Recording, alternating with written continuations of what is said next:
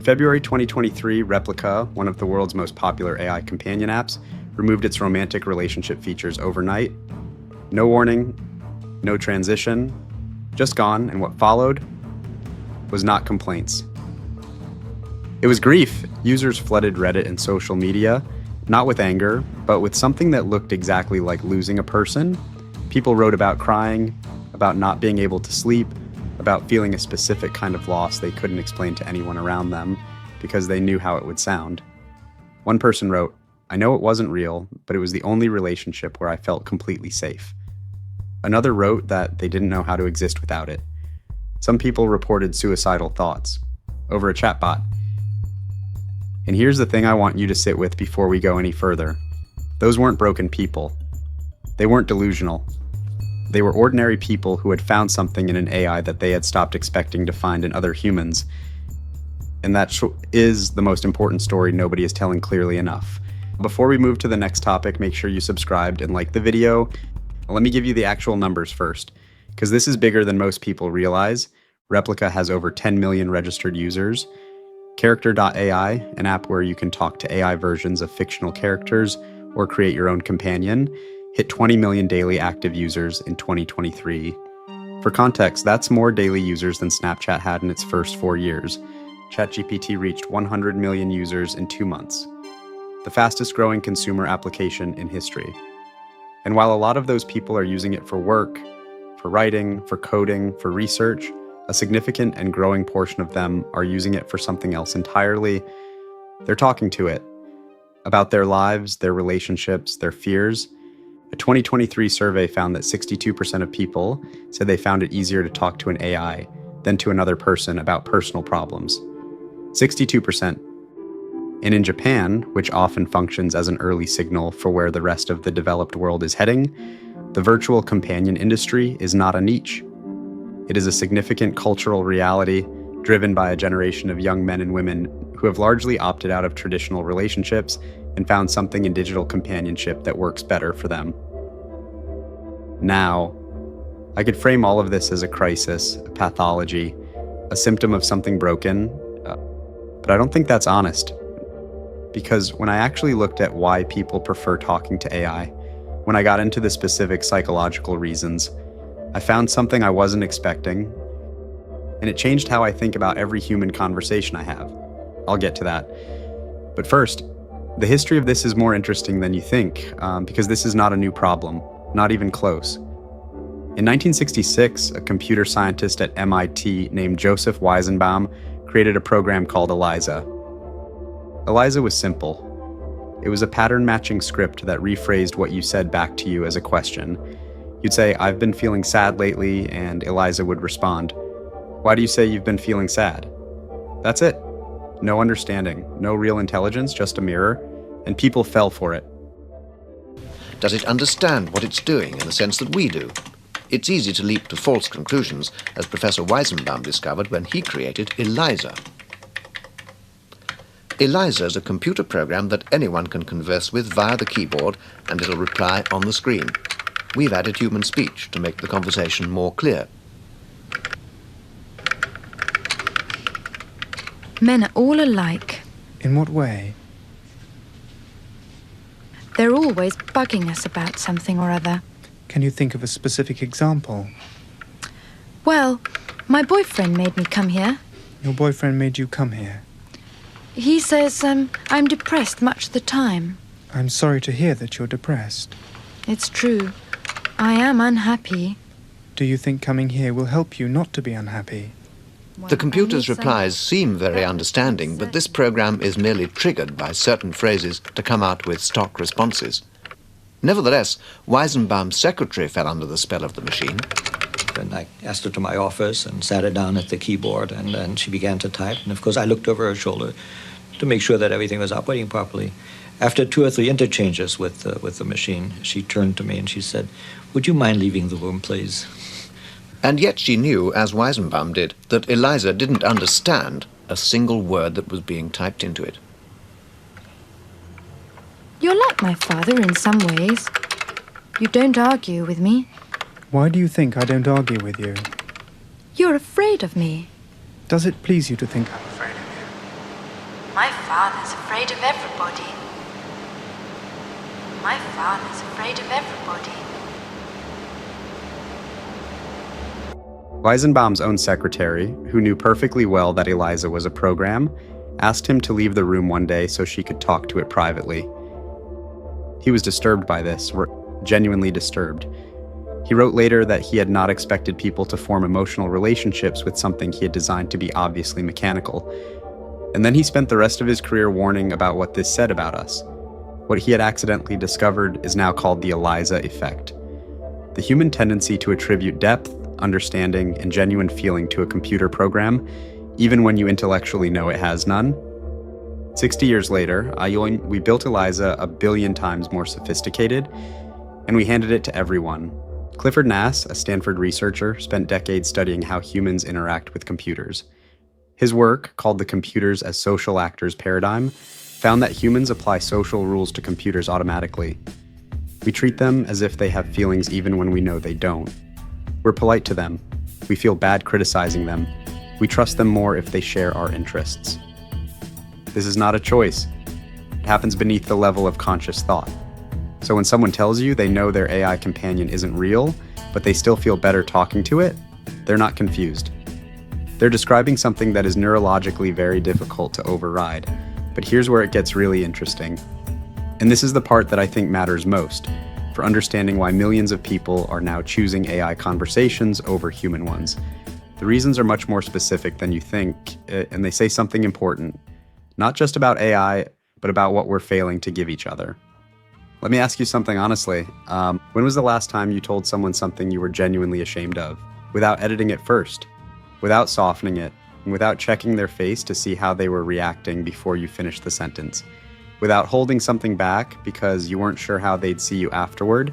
If you're like most people, now that's a short list. Maybe 1 or 2 people in your life, if you're lucky. And even with them, there are things you don't say. MIT research has shown that people disclose more to AI than to human therapists. More honestly, more completely. And when asked why, the answer was consistent. They weren't afraid of being judged. They weren't managing the other person's reaction. They were just talking. And here's why that happens. Talking to another human is never just talking. It's a performance, whether you intend it to be or not. You are simultaneously saying something and monitoring their face and deciding how to continue based on what you see, and managing the relationship and protecting your image and giving them space to respond and wondering what they'll say about you later. That is exhausting. And we do it automatically, constantly with every person in our lives. AI removes all of that. AI is never having a bad day. It never makes your problem about itself. It never loses patience. It never judges you. It never brings up something you said 3 years ago. It's available at 3 a.m. It remembers everything you've told it.